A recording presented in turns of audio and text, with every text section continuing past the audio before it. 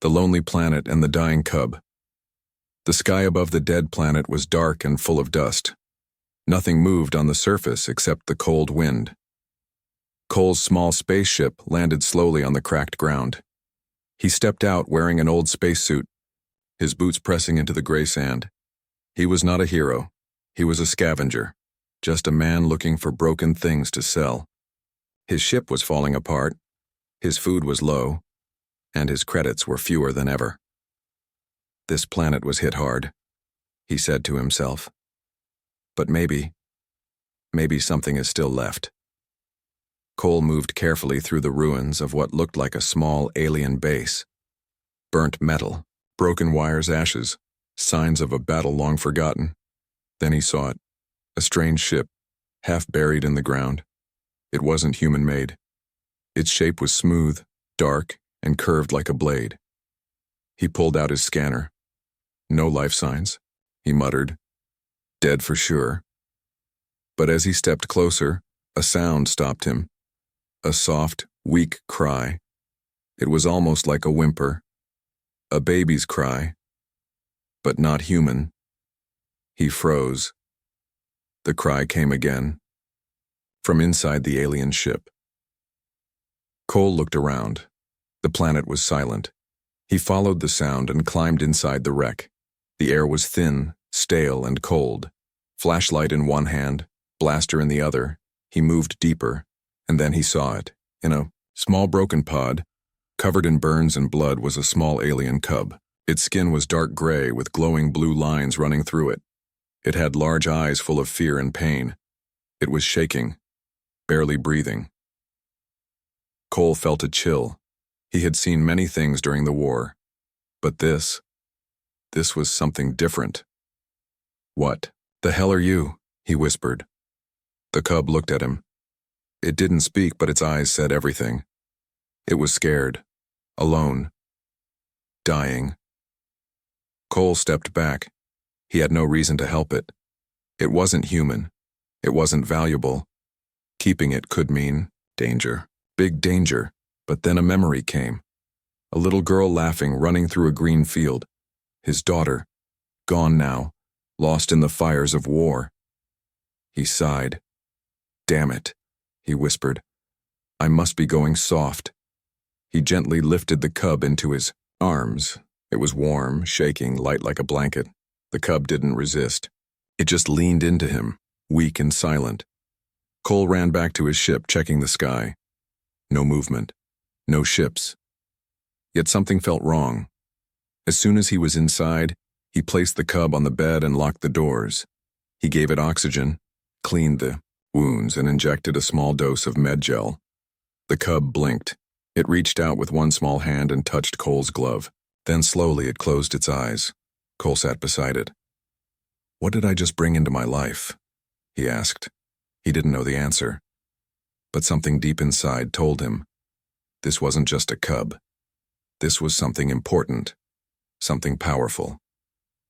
Then, his ship's alarm started beeping. Incoming ship, fast, unknown design. Cole jumped up and checked the screen. A sleek black ship was entering orbit, no ID, no signals. They weren't here by accident. They're tracking the cub, he whispered. They know it's alive. His hands moved fast over the controls. Engines fired. The ship lifted, blasting into the sky. The black ship followed. He looked back at the sleeping cub. I don't know what you are, kid, he said, but someone out there wants you real bad. The chase began, hunted by shadows. The stars blurred past the ship's window as Cole pushed the engine to its limits. The old craft groaned under pressure, but he didn't stop.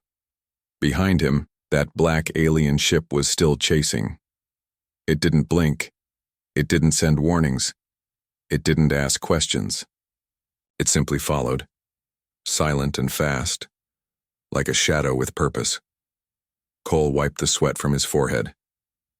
He looked over his shoulder at the cub, now resting quietly in the corner of the med bay. Its wounds were healing quickly, too quickly for any normal creature. The blue lines on its skin pulsed gently like heartbeat lights. It looked peaceful, but not normal. I don't know who wants you, Cole muttered. but they're willing to kill for you. He turned back to the console and activated a secret jump route, an old smuggler's tunnel through the asteroid fields of Luron 5. Hold together, girl, he whispered to the ship. We're not dying today. As the ship slipped into the asteroid field, the black shadow followed, gliding between rocks like a ghost. But then something strange happened. The shadow ship suddenly stopped. Cole noticed it in the rear camera. No movement, just watching. He waited. 5 seconds, 10, 20. Still nothing. Then it vanished. Cloaked. Cole breathed. No way, it's watching us, studying us. He didn't like it. Nothing about this chase was normal. Pirates usually demanded payment. Bounty hunters sent warnings. But this ship had no name, no flag, no pilot visible. It was hunting, not for money, but for something deeper.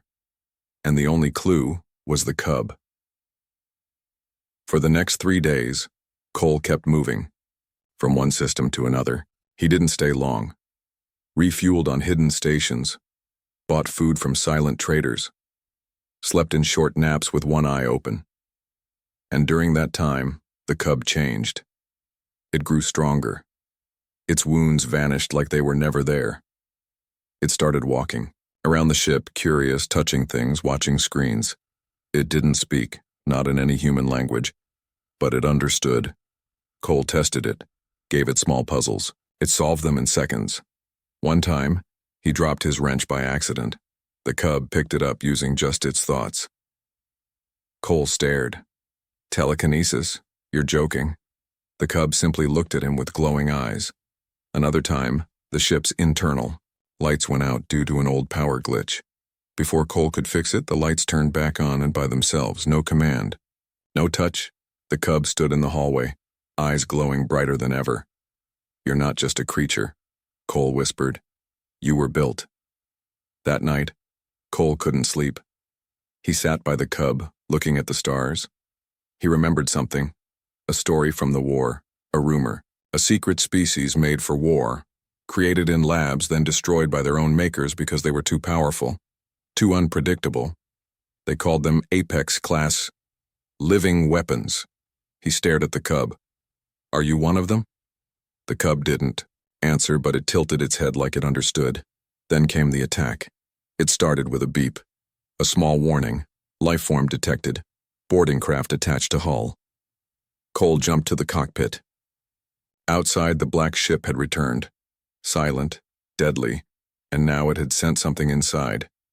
He grabbed his blaster and sealed the doors. Then he heard it. The click of metal feet on metal floors. A hunter drone. Tall, thin, insect-like. 4 legs, 2 arms, no face. It moved through the hallway, scanning, searching. Cole aimed. Before he could shoot, the cub stepped in front of him. No, Cole whispered. Stay back.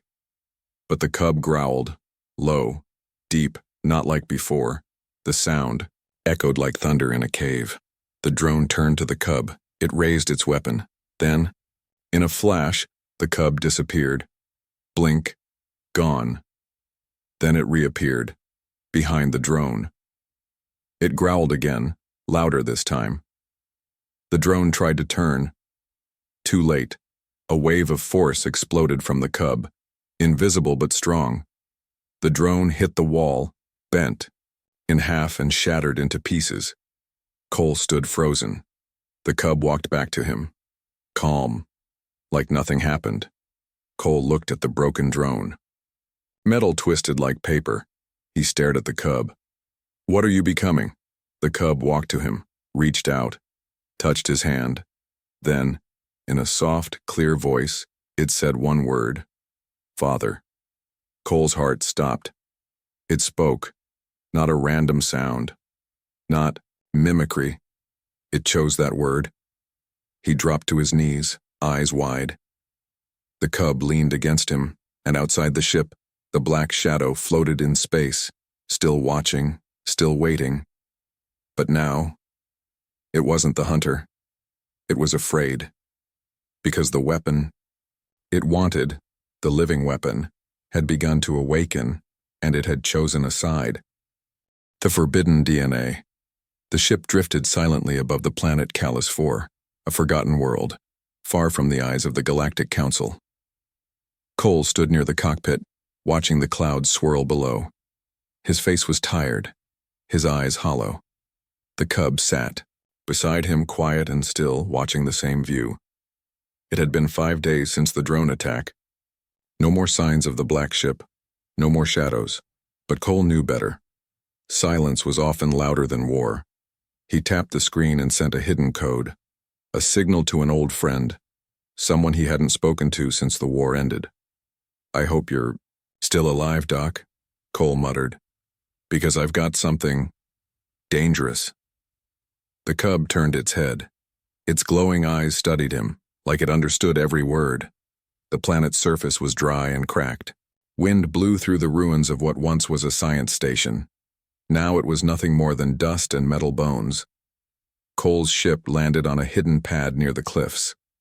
A figure stood waiting, tall, thin, and wrapped in a long coat. His hair was silver, his face scarred by time and secrets. "Cole," the man said. "Dr. Halen."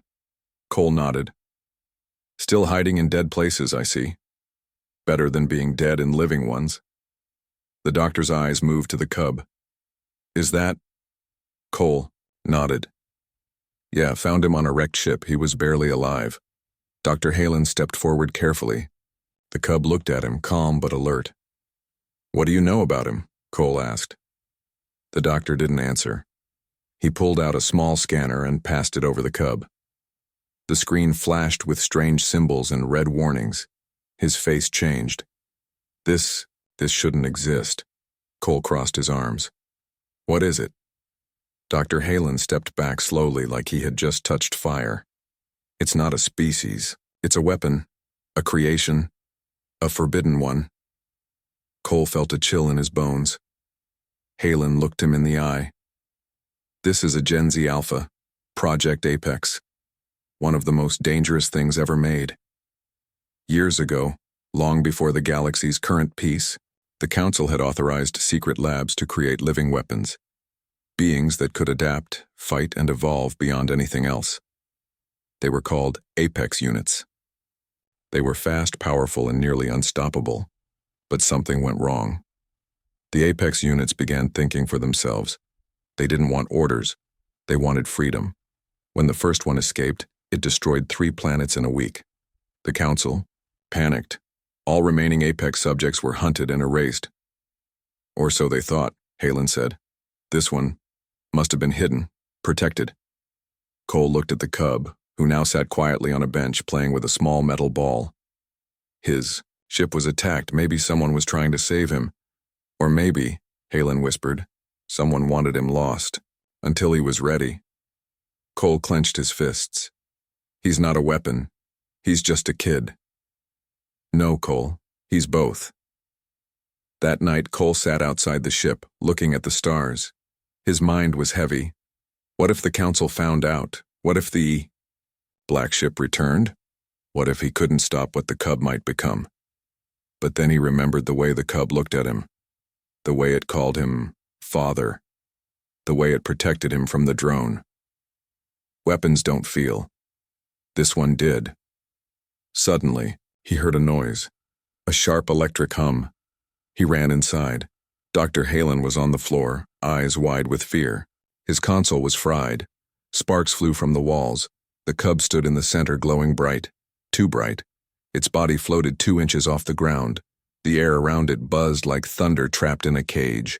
Cole rushed forward. Stop! Hey, it's okay. Calm down. The cub's eyes snapped to him. Slowly, the light faded. Its body dropped back to the ground, soft and silent. Cole caught it before it fell. The cub looked up at him. I hurt? It asked. Cole stared in shock. It had spoken again. But this time, a full question. No, he said gently. You didn't mean to. Dr. Halen groaned from the floor. It tapped into the station's mainframe with its mind. No interface, no cable, pure will. Cole stood, holding the cub. He's learning. Fast. Faster than I thought possible, Halen whispered. And soon, others will know. Cole knew what that meant. They left before sunrise. No signals, no trails. As the ship moved through the dark of space, Cole looked at the sleeping cub once again. He knew he couldn't run forever. Sooner or later, someone or something would come. But he wasn't going to let them take the cub. Not without a fight. Not without a war. And deep in the blackness behind them, a silent signal was sent. The black ship had returned. This time, it brought others, not just drones, but beings, like the cub, older, stronger, and one of them smiled. He's alive, she whispered. The last of our blood. Training the Apex, the jungle planet of Varus Prime, was one of the last places in the galaxy where secrets could still hide. Dense forests covered the land like green oceans. The skies were always cloudy. Storms rolled across the mountains and no communication signals reached beyond the atmosphere. It was perfect for one thing: disappearing. Cole's ship landed deep within a forgotten valley, surrounded by cliffs and tall black trees. No satellite, no drone, no council patrol would ever find them here. The cub stood at the ramp, eyes wide. He looked older, taller. His skin was darker now, with silver lines pulsing under the surface, like veins made of light. Cole stepped beside him. "This is where we lay low," he said, "and this is where we learn." The cub looked at him. "Learn?" Cole nodded. "If they come again, I won't be able to protect you. You'll have to protect yourself and control what's inside you." The cub said nothing. But something in his eyes had changed. He was ready. Each day on Varus Prime was a test. Cole began with simple training: climbing rocks, jumping gaps, reacting to moving targets. The cub was faster than he expected, almost too fast. By the third day, he was moving faster than Cole could even track. But speed was not the problem. Control was. Sometimes, when angry or afraid, the cub's powers would spike. Gravity would shift, air would crackle, and objects would float or shatter without warning. One afternoon, during a practice session, Cole raised his voice, not in anger, but in frustration. The cub's eyes suddenly glowed. Trees bent, rocks lifted off the ground. "Calm down," Cole shouted. "I can't," the cub screamed. Then, boom! A shockwave blasted outward, knocking Cole off his feet. A tree cracked in half. The air shimmered like broken glass. The cub collapsed, shaking. His hands were glowing. His breath was ragged. Cole crawled over, grabbed his shoulders. Hey, look at me," he said softly. "This isn't power. This is fear. And fear doesn't lead, it destroys." The cub looked up. "I don't want to hurt you," Cole nodded. "Then learn to stop yourself before they come." That night, they sat by the fire outside the ship. The cub stared into the flames. "Am I bad?" he asked. Cole looked at him. "No, but you're dangerous, and you need to choose what kind of being you want to become." "I didn't choose to be made." Cole paused. "That was true. You didn't choose your beginning," he said. "But you can choose your path." The cub stared at the fire, then at the stars above. "Will they come for me again?" "Yes," Cole said quietly. "And next time, they won't just send machines." Far away on a cold metal ship in deep space, others were already moving. Inside a dark chamber, several figures stood in silence. They were like the cub, tall, glowing, powerful, but older, trained, sharper. They had survived the purge. They had stayed hidden. Until now. "He is alive," one of them said. "The child." "He is unstable," another replied. "Raised by a human. Corrupted." The leader, a tall female with silver eyes, stepped forward. "He is the last of the pure blood," she said. "He must return, or be ended." On Varus Prime, the Cub's powers grew stronger, but so did his bond with Cole. He learned how to lift things gently, not destroy them. He learned how to move fast without tearing the ground. He even learned how to hear animals and feel their fear and calm them. But sometimes he had dreams. Dark ones, flashes of labs, cold lights, needles. Screams, voices in his head, a face with no name whispering, "You are not meant to love. You are meant to rule." He woke up screaming more than once. Cole was always there, sitting beside him. "You're not alone," he would say. But the fear never left fully. Then one evening, the sky changed. A rip in the clouds, a sound like thunder breaking apart. Cole ran outside, his blaster ready. The Cub followed. Above them, a ship appeared, in black and silver, unlike the last. It hovered silently, then dropped a single pod to the ground. The pod opened. 3 figures stepped out. They looked like the Cub, but taller, older, eyes glowing with power. The Cub stepped forward slowly. The tallest one smiled.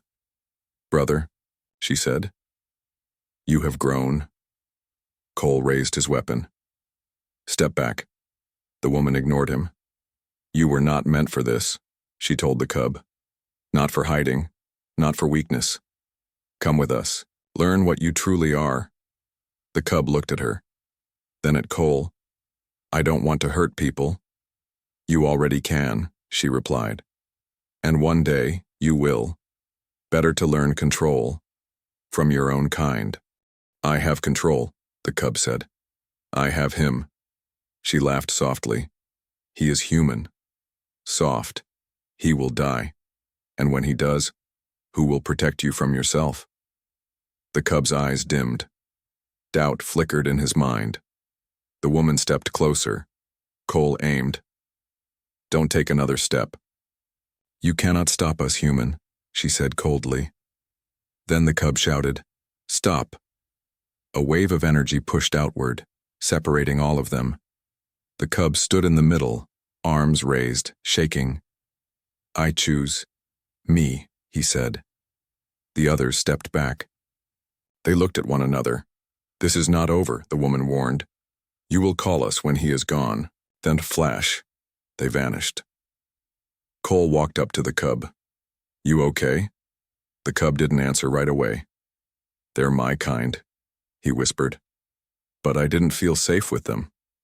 Cole looked at him. "Family isn't who you share blood with. It's who stands with you when everything falls apart." The Cub nodded slowly. "I'll keep training." Cole smiled. "Good, because next time, they might not leave." And in the deep sky above them, war was waking. Escape from the lab, the night sky above Varus Prime was too quiet. Cole felt it in his gut. That kind of silence wasn't natural. It was the kind of silence that came just before a storm. He stood at the edge of the cliff, scanning the clouds above. The Cub stood beside him, calm on the outside, but his glowing eyes told another story. He sensed it too. "They're coming," the Cub whispered. Cole nodded. "Yeah. And this time, they're not asking." The attack came an hour before sunrise, no ships in sight, no warnings, just a blinding flash of light and a deafening pulse that shut everything down. The ship's power died instantly. Lights, shields, weapons, gone. Cole tried to grab the emergency blaster, but the walls cracked open with sonic force. He was thrown backward. His vision blurred. The Cub shouted, but before he could react, 4 armored figures surrounded him. They moved fast, silent and precise. Not like bounty hunters. These were military, trained, ruthless. The last thing Cole saw was the Cub being pulled into a containment pod, eyes wide with fear. Then, darkness. When Cole woke up, he was chained to a metal chair in a cold, white room. A bright light shone in his face. The air smelled like chemicals and blood. Footsteps echoed. A voice followed. Calm. Controlled. Too smooth. "You shouldn't have interfered, Mr. Cole." He squinted against the light. A woman stepped into view, pale skin, gray uniform, no rank, no insignia. But her presence filled the room with silent authority. "You're not with the council," Cole said. "No. We're older than the council, and less merciful." She walked around him slowly. "The creature you found, the cub, is property of Division 13. Classified research. Lost 20 years ago. You should have left it to die." "I don't leave kids to die." She smiled coldly. "It's not a child. It's a weapon." Cole growled. "He has a name." "Not anymore." Elsewhere, deep beneath the facility, the cub sat in a glass chamber, metal cuffs wrapped around his wrists and ankles. Tubes fed into his skin. Machines hummed around him, scanning every part of his body. Inside the walls, shadowy figures watched through one-way glass. "This one's stable," a scientist whispered. "But he's adapting too fast. Every test he passes, he rewrites his own limits." Another voice responded. "We need to find the genetic lock. We need the command code before he becomes uncontrollable." Inside the chamber, the cub's breathing slowed. His mind raced. He heard whispers, not from outside, but inside his head. Echoes of memories he never lived. Words in a language he didn't know. Visions of other creatures, like him. Screaming, burning, destroying, but also a voice. Familiar. "Soft, stay strong, kid. You're not alone." Cole. Somehow the bond was still there. The cub closed his eyes, and something changed. The glass trembled. The lights flickered. Machines sparked. The scientist backed away. "He's resisting the sedative," one said. "He shouldn't be able to." Then, boom. The glass shattered outward. Alarm screamed. The cub dropped to the ground. Free. Meanwhile, Cole's room went dark. The lights blinked out. The locks on his cuffs clicked open. He stood confused. Then a door slid open and a shadow stepped in. Tall, thin, hooded. An alien. Not fully human. Not like the cub, but not council either. "I owe you," the stranger said. "You saved one of my kind years ago." Cole narrowed his eyes. "Do I know you?" "No," the stranger replied. "But the cub, he matters more than you know. Come." Cole followed him down a long, cold hallway. Guards lay unconscious. Doors stood open. Something powerful was moving through the facility, not with rage, but with purpose. Then they heard it. A roar. Deep. Echoing. Too strong for something that size. The stranger stopped. "That's him." In the lower levels, the cub walked through fire and smoke. His body glowed with silver light. His eyes blazed like stars. He wasn't a scared child anymore. He was awake. Guards tried to stop him, but their weapons melted before they could fire. Walls bent away from him. Steel turned to dust. He didn't hurt anyone. But no one could stop him. He wasn't angry. He was focused. He was looking for one thing. Cole. And he found him. Cole and the stranger ran into the hallway just as the cub turned the corner. The moment they saw each other, both stopped. The cub dropped to his knees, breathing hard. Cole ran forward and hugged him tight. "You okay?" he asked. "I'm different," the cub whispered. "I noticed." Cole smiled. "Remind me not to make you mad." Alarms blared louder now. The stranger stepped back. "They're calling reinforcements." "How do we get out?" Cole asked. The stranger handed him a card. "Hangar 6, North Wing. There's an old ship you can use. It's fast, hidden." Cole nodded. "You coming?" The stranger shook his head. "I've seen enough. But remember, he's not just a weapon. He's the key." Then the stranger vanished. Cole and the cub ran through the crumbling halls. Security doors fell one by one as the cub reached out and broke their codes without touching them.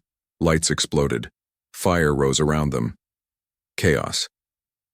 By the time they reached the hangar, half the facility was in ruins. Cole found the ship, a sleek black fighter, old but powerful. They jumped in, powered it up, and blasted through the walls. As they rose into the sky, the facility collapsed behind them. No more lab, no more chains, no more silence, just open sky and the stars waiting above. Hours later, in deep space, the Cub sat quietly in the cockpit looking at his hands. "They said I was built to kill," he whispered. Cole looked at him. "What do you think you're built for?" The Cub paused. "I don't know yet, but I know I want to protect." Cole smiled. "Then that's what you'll become." But far across the galaxy, others had heard the news. Division 13 had failed. The Cub was free. And something ancient, something far worse than the lab, was awakening. A shadow older than the Council. Watching. Waiting. Because the Cub wasn't just the last of his kind. He was also the beginning of something new. The rise of the Predator. There were whispers in the galaxy, in slave mines across outer moons, in the dark alleys of criminal stations, in forgotten worlds ruled by tyrants. They spoke of a shadow, a ghost, a being who came from the stars, silent, swift, and impossible to kill. He wore no armor, carried no weapons, and yet entire warbands fell before him. Some called him the Starlight Demon. Others said he was a failed experiment, a cursed weapon. But those who saw him, and lived, said one thing: he wasn't here to conquer. He was here to protect. 3 months had passed since the escape from Division 13. Cole's ship had been upgraded and renamed the Wanderer. Hidden codes, cloaked engines, a ghost among ghost roots. The Cub, no longer a cub, had grown rapidly. He now stood nearly as tall as Cole, his frame lean but powerful. His skin had deepened to a smooth obsidian, and the glowing veins had turned silver gold. But his eyes, they were different now. They carried weight, memory, purpose. Cole sat across from him in the cockpit. "We're not just running anymore," the boy said. "No," Cole replied. "Now, we're choosing who we run toward." The ship's scanners blinked. A distress signal. Weak, faint, from a prison freighter near the edge of the outer rim. The Cub's eyes narrowed. "Let's go." The freighter was drifting. Its hull was cracked, engines sparking. Inside, screams echoed through the void. Cole slipped the ship into stealth mode. The two entered through an emergency airlock. The air was thick with smoke and blood. Metal walls were painted with signs of struggle: laser burns, claw marks, bones. They found a group of survivors locked inside a cell. A dozen slaves, bruised, weak, terrified. One of them looked up. "Who are you?" The Cub stepped forward. No words. He simply placed his hand on the cell door, and it melted. The prisoners gasped. "He's one of them," whispered an old alien woman. "A predator." "No," Cole said behind him. "He's more than that." Suddenly, movement. Heavy footsteps. From the shadows came a massive enforcer droid, 6-limbed, armored in titanium, red optics glowing. "Target identified," it boomed. "Eliminate." The Cub stepped forward. He didn't flinch. The droid fired. The blast never reached him. He raised his hand, and the bolt froze mid-air. The Cub tilted his head. The bolt reversed and flew back at the droid, burning through its head. The fight was over before it began, and the galaxy trembled. News spread fast, though no one knew how. A mysterious figure had destroyed a council-owned slave freighter, freed all prisoners, left no survivors among the captors, and left behind a message carved into the wall in glowing alien script: "We are not born to obey." The council tried to silence it, but the message echoed louder. A movement had begun, and at the center of it, a boy who should not exist. On a hidden moon in the ruins of an ancient temple, Cole stood watching the stars. The Cub walked up beside him. "You think we're doing the right thing?" Cole didn't answer immediately. "I don't know," he said. but I know doing. Nothing felt worse. The cub nodded. He'd changed. He spoke rarely now. He spent hours in silence, sensing things Cole couldn't. Reading thoughts, feeling pain from across light years. His powers weren't just growing.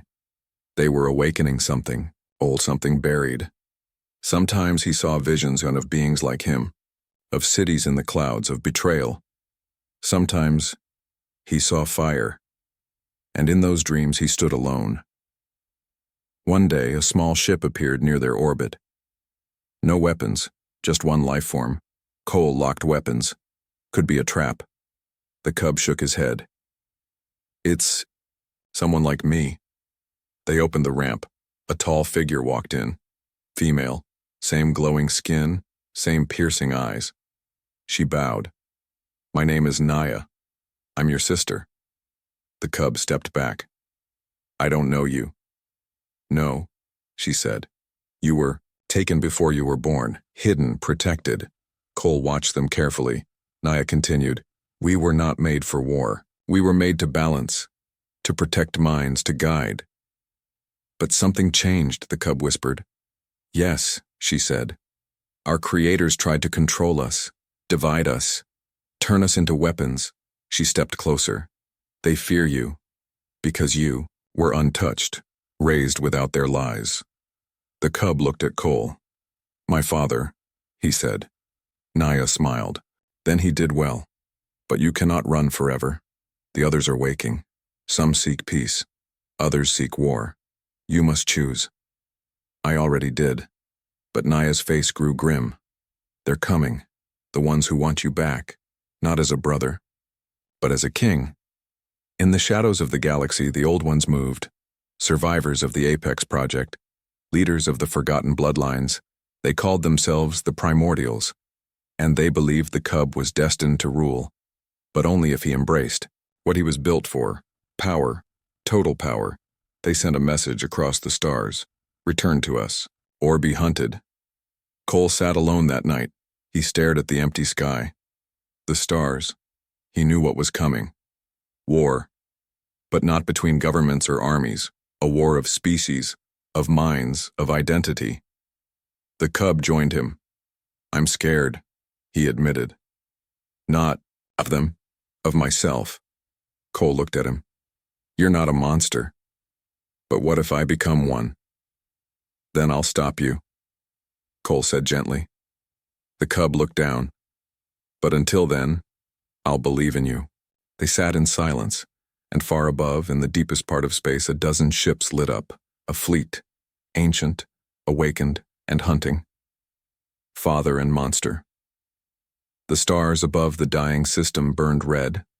12 ships hung in orbit like ancient gods returning from slumber. They were not just warships.